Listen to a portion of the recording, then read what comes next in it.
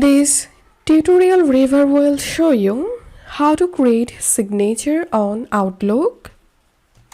Create an email signature that you can add automatically to all outgoing messages or add manually to specific ones. So first of all, open your Outlook and click on Settings. Select View All Outlook Settings. Select the Mail tab and here select Compose and Reply. Now enter here your signature name and now type your signature here.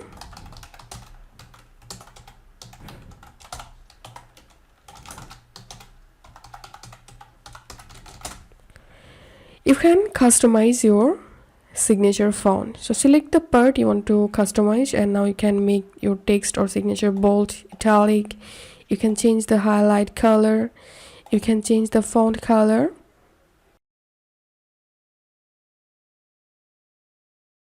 And once you finished your editing, scroll down and note one thing.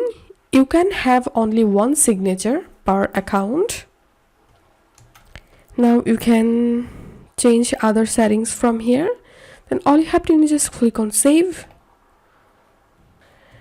So that's how we can create signature in Outlook.